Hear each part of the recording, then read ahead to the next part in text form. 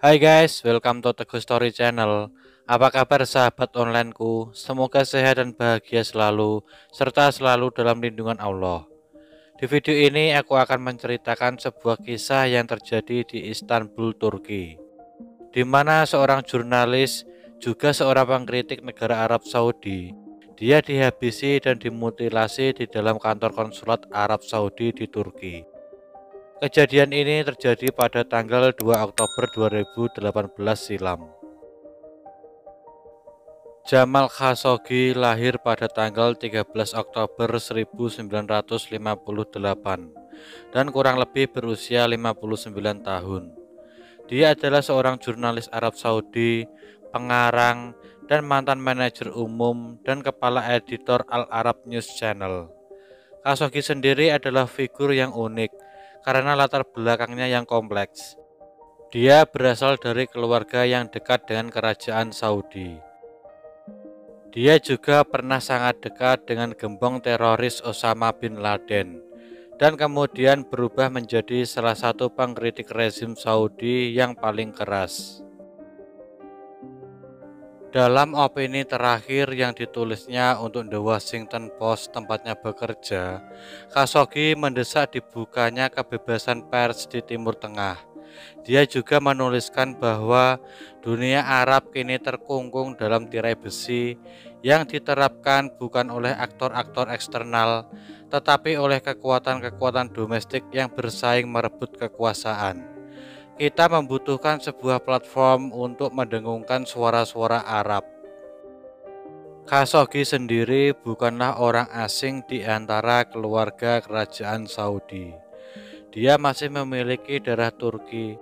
Ayahnya Mohammed Khashoggi adalah dokter pribadi pendiri kerajaan Saudi, Raja Abdul Aziz Al Saud. Pamannya Adnan Khashoggi merupakan salah satu pedagang senjata terkemuka.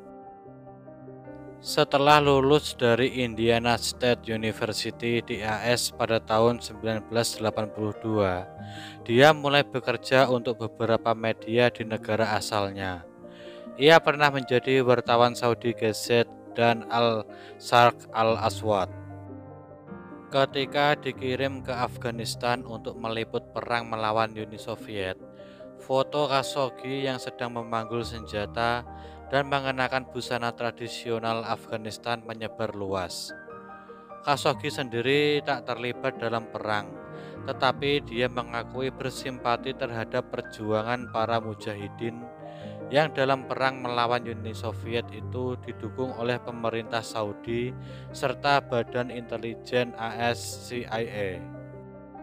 Dia juga dikenal tertarik dengan gagasan kelompok Ikhwanul Muslimin di Timur Tengah, dan hal ini membawanya berkenalan dengan pemuda Saudi bernama Osama bin Laden.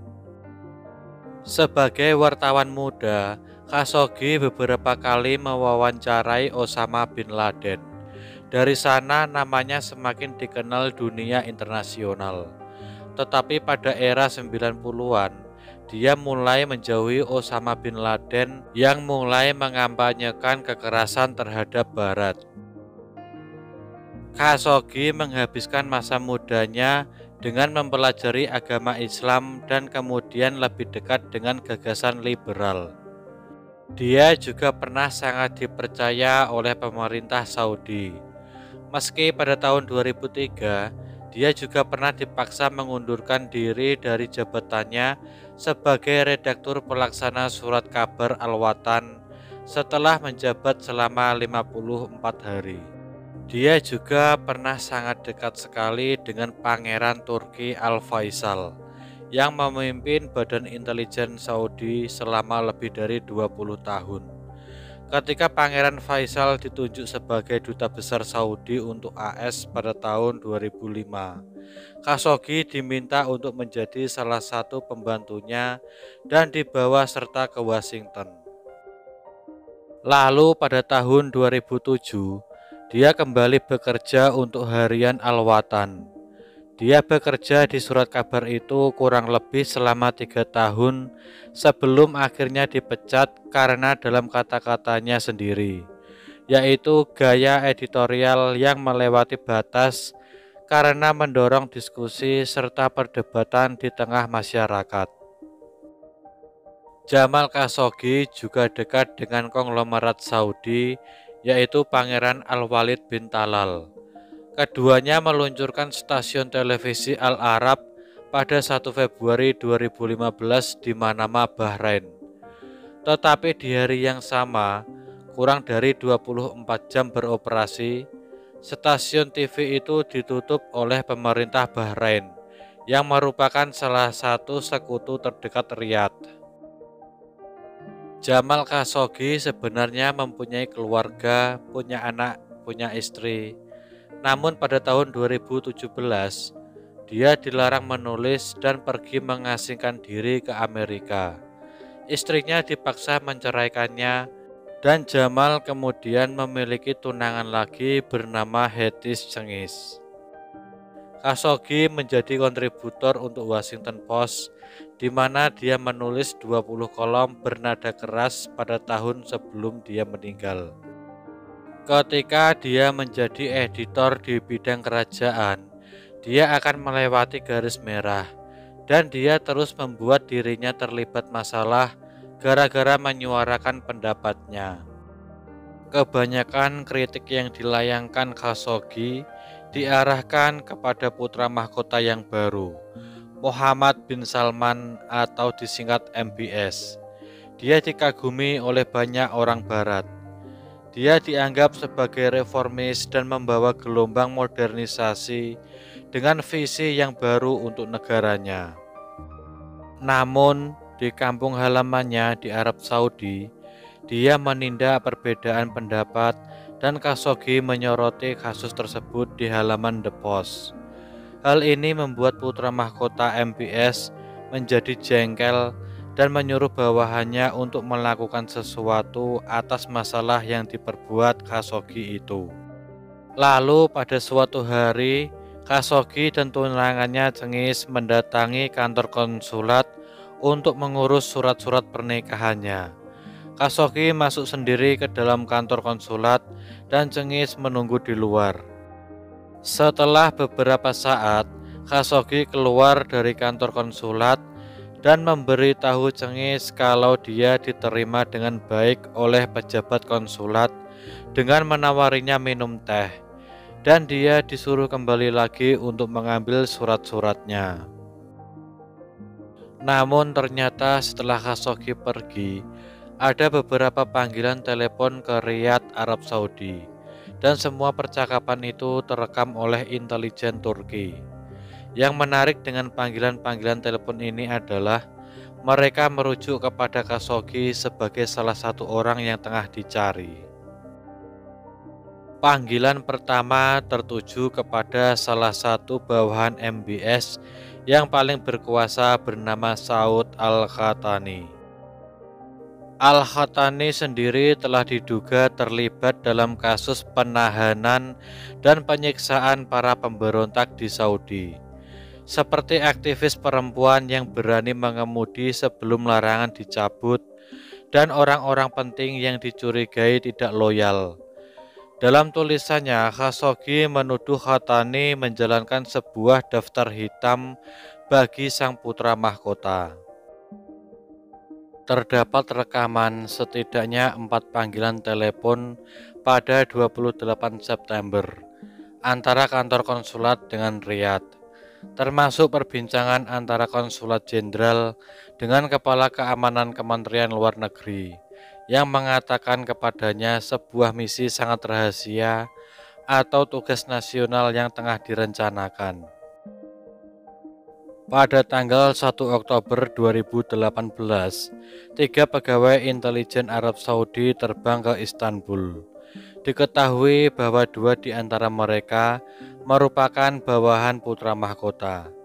Diduga mereka datang ke Istanbul untuk misi pengintaian dan merancang rencananya.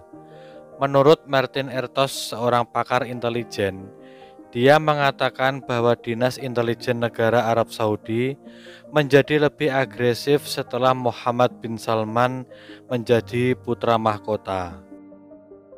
Mereka mulai melakukan operasi penculikan dan menekan para pembangkang. Khashoggi terlambat mengenali ancaman dan mengambil tindakan pencegahannya, dan dia nantinya harus membayar mahal untuk itu. Pada dini hari tanggal 2 Oktober 2018, sebuah jet pribadi mendarat di Bandara Istanbul. Di dalamnya terdapat 9 orang Arab Saudi, termasuk seorang ahli patologi forensik bernama Dr. Salah Al-Tubaigi. Operasi itu dilakukan oleh pejabat negara, di mana mereka bertindak dalam kapasitas resmi. Dua dari mereka memiliki paspor diplomatik.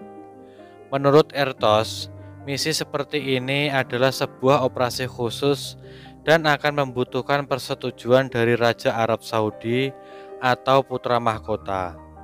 Regu pembunuh asal Saudi itu menginap di Hotel Movenpick yang besar tapi tetap terbuka untuk umum. Lokasinya hanya beberapa menit dari gedung konsulat dengan berjalan kaki. Tepat sebelum jam 10, video CCTV menunjukkan salah satu anggota regu pembunuh itu memasuki gedung konsulat Arab Saudi, dan diduga Maher Abdul Aziz Mutrab yang menjalankan operasi tersebut. Mutrab sering mendampingi putra mahkota saat bepergian, karena dia merupakan bagian dari pengaman putra mahkota. Dalam panggilan antara pihak Jenderal Konsulat dengan Mutrab, Jenderal Konsulat memberitahu Mutrab kalau Khashoggi akan datang ke kantor konsulat pada hari Selasa. Pagi hari tanggal 2 Oktober 2018, Khashoggi mendapat panggilan dari kantor konsulat dan menyuruhnya datang untuk mengambil surat-suratnya tempo hari. Saat Khashoggi dan Cengiz menuju kantor konsulat, ada sebuah percakapan telepon yang mengerikan dan mengejutkan tengah terjadi di dalam gedung antara Mutrab dengan ahli patologi forensik Dr. Al-Tubaigi. Mereka membicarakan tentang bagaimana cara melakukan proses otopsi. Di sini Dr. Al-Tubaigi bertugas untuk memotong-motong tubuh Jamal Khashoggi nantinya. Rencana dan peralatan yang dibutuhkan untuk menghabisi nyawa Khashoggi sudah dipersiapkan. Bahkan juga sudah dipersiapkan ruangan tersendiri untuk mengeksekusi Khashoggi. Dan sebetulnya, misi rahasia di atas adalah untuk menghabisi Khashoggi dan memutilasinya. Pada pukul 13.15, CCTV memperlihatkan Khashoggi memasuki gedung konsulat sendirian, dan Cengiz menunggunya di luar. Khashoggi memberikan ponselnya kepada Cengiz karena jika dia masuk membawa ponsel, maka ponselnya akan ditahan dan dia tidak ingin pemerintah Arab Saudi mengakses informasi pribadinya dari dalam ponselnya.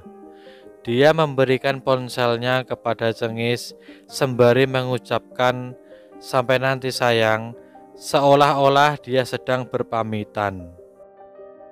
Ada titik di mana Khashoggi berubah dari seorang pria yang percaya diri menjadi seperti dalam rasa ketakutan, kecemasan, dan rasa teror, dan dia juga mengetahui bahwa sesuatu yang fatal akan terjadi pada dirinya. Ada dugaan di dalam kantor konsulat, Khashoggi dan para intelijen tersebut berbincang-bincang. Namun terdengar suara Khashoggi yang tidak seperti biasanya. Diketahui dalam perbincangan itu, Khashoggi mengetahui kalau dirinya dalam bahaya besar. Dia mengira kalau dirinya akan disuntik dan diculik. Dan seketika terdengar suara-suara kalau kemungkinan dia dicekik dan kepalanya dibungkus dengan kantong plastik. Mulutnya juga dibungkam. Setelah itu, diduga Khashoggi dipotong-potong kepalanya dan dimutilasi seluruh badannya. Cengiz yang menunggunya di luar membayangkan masa depan yang akan dijalani mereka berdua. Namun takdir berkata lain. Dia tidak tahu kalau calon suaminya telah dimutilasi, dan dia juga setia menunggunya di luar kantor konsulat. Sekitar pukul 15.00, CCTV memperlihatkan beberapa kendaraan konsuler meninggalkan gedung konsulat dan tiba di rumah dinas konsulat jenderal yang hanya terpisah 2 ruas jalan saja. 3 pria masuk sambil membawa koper-koper dan kantong plastik. Kemudian sebuah mobil meninggalkan tempat itu, dan tubuh Khashoggi tidak pernah lagi ditemukan. Lalu pada pukul 15.53, CCTV memperlihatkan 2 anggota regu pembunuh itu meninggalkan gedung konsulat. Seorang pria berpakaian seperti pakaian yang dikenakan Khashoggi, namun memakai sepatu yang berbeda. Pria lainnya wajahnya tertutupi hoodie membawa kantong plastik. Mereka kemudian menuju Masjid Biru Istanbul yang terkenal. Ketika mereka muncul kembali, pria yang sebelumnya mengenakan pakaian yang seperti Khashoggi pakai telah berubah. Mereka memanggil taksi untuk kembali ke hotel, lalu membuang kantong plastik yang diduga untuk menaruh pakaian Khashoggi di tong sampah terdekat, sebelum turun untuk naik kereta bawah tanah untuk kembali lagi ke Hotel Movenpick. Cengiz yang masih menunggu Khashoggi di luar menjadi panik karena dia tak kunjung keluar, sedangkan kantor konsulat sudah tutup. Kemudian Cengiz mencoba mencari tahu keberadaan Khashoggi, namun dia tidak menemukannya. Kemudian Cengiz menelpon teman lama Khashoggi yang bernama Dr. Yasin Aktay dan memberitahu tentang kejadian itu. Yasin yang mendengar hal itu kemudian menghubungi kepala intelijen Turki dan memberitahu kantor Presiden Tayyip Erdogan. Pada pukul 18.30, para anggota regu pembunuh sudah dalam perjalanan menggunakan jet pribadi ke Riyadh. Kurang dari 24 jam sejak kedatangan mereka ke Istanbul. Keesokan harinya, pemerintah Arab Saudi dan Turki mengeluarkan pernyataan yang berseberangan tentang apa yang telah terjadi di dalam gedung konsulat. Arab Saudi bersikeras bahwa Khashoggi telah pergi meninggalkan gedung konsulat, sementara Turki menyatakan kalau dia masih berada di dalam. Intelijen Turki sudah mulai meneliti rekaman konsulat, termasuk berbagai panggilan telepon yang dilakukan 4 hari sebelum hilangnya Khashoggi. 4 hari setelah Khashoggi dibunuh, tim dari Arab Saudi yang lain tiba di Istanbul, Turki. Mereka mengklaim datang untuk mencari tahu apa yang terjadi. Gedung konsulat adalah teritori kedaulatan Arab Saudi di bawah hukum internasional. Dan selama 2 minggu, pemerintah Arab Saudi tidak memperbolehkan tim penyelidik Turki untuk masuk. Ketika para penyelidik mengumpulkan barang bukti, mereka tidak menemukan apa-apa di sana. Bahkan sidik jari dan bukti DNA pun tidak ditemukan. Diduga tempat itu telah dibersihkan secara forensik dengan sangat teliti. Malam itu, pihak berwenang Turki mengatakan kepada media bahwa Khashoggi telah dibunuh di konsulat Saudi. Menurut Cengiz, tunangan Khashoggi, Jamal benar-benar tidak pantas menerima perlakuan ini. Dia jauh lebih berharga. Cara mereka membunuhnya itu membunuh semua harapanku dalam kehidupan. Pembunuhan di Istanbul di dalam sebuah kedutaan besar dengan kekebalan diplomatik membuat pihak berwenang Turki dalam kesulitan untuk mengusut kasus ini. Selama berminggu-minggu, meskipun ada tekanan yang meningkat dari Turki, pemerintah Arab Saudi menolak mengakui pembunuhan tersebut, dengan mulanya mengatakan bahwa telah terjadi adu jotos di dalam gedung konsulat, dan kemudian mengklaim bahwa itu merupakan operasi yang kejam. Pemerintah Turki kemudian membuat strategi dengan membocorkan sebagian dari apa yang telah mereka ketahui kepada media lokal dan internasional. Mereka kemudian mengundang perwakilan dari CIA dan beberapa agen intelijen yang dipilih sendiri, termasuk M16, untuk mendengarkan rekaman itu, membuktikan bahwa Khashoggi dibunuh oleh operasi Arab Saudi. CIA menyimpulkan bahwa terdapat kepastian tingkat sedang sampai tinggi bahwa Mohammed bin Salman telah memerintahkan pembunuhan itu. Mereka lantas memberikan pengarahan kepada anggota Kongres yang kemudian yakin akan temuan tersebut. Pada bulan Januari 2019, pemerintah Arab Saudi akhirnya mengadili 11 orang di Riyadh dalam kasus pembunuhan Khashoggi, termasuk Mutreb dan Dr. Al-Tubaigi. Akan tetapi terduga dalam pembunuhan Saud Al-Qahtani, dia belum didakwa atau bahkan dipanggil ke pengadilan untuk memberikan kesaksian. Namun ada rumor bahwa dia tengah diasingkan dari semua orang, termasuk keluarganya sendiri, tetapi tetap berkomunikasi dengan putra mahkota. Tidak ada indikasi di bawah hukum internasional bahwa tindak kejahatan ini dapat dikualifikasikan ke dalam kategori manapun selain sebagai pembunuhan oleh negara. Sesuatu yang berbahaya dan mengerikan terjadi di kedutaan besar itu. Komunitas internasional memiliki tanggung jawab untuk mendesak diselenggarakannya penyelidikan tingkat tinggi. Turki telah menuntut ekstradisi terhadap mereka yang terlibat untuk diadili di Istanbul, namun pemerintah Arab Saudi menolaknya. Tersangka pembunuh Jamal Khashoggi akhirnya berhasil ditangkap di Perancis pada hari Selasa 7 Desember 2021. 3 tahun setelah kematian Khashoggi. Menurut laporan, tersangka tersebut bernama Khaled Aed Al-Otaibi berusia 33 tahun.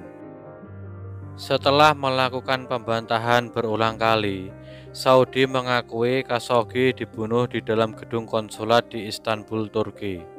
Namun pemerintah Saudi bersikeras tidak terlibat.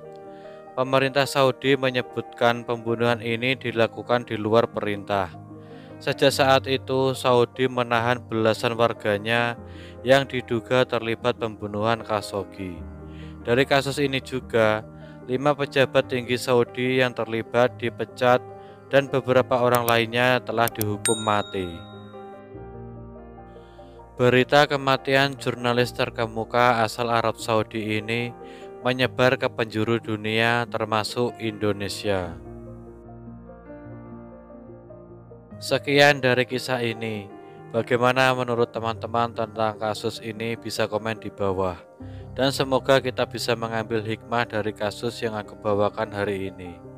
Bagi yang belum subscribe, bisa tekan tombol subscribe, like, komen, dan share, serta nyalakan lonceng notifikasinya agar teman-teman tidak ketinggalan video dari aku selanjutnya. Tetap jaga kesehatan, berhati-hati dalam setiap aktivitas, dan juga yang mau request tentang kasus-kasus yang ingin aku bawakan, bisa DM di Instagram Teguh Story Channel atau bisa juga komen di bawah. Sampai jumpa lagi di video selanjutnya. Terima kasih.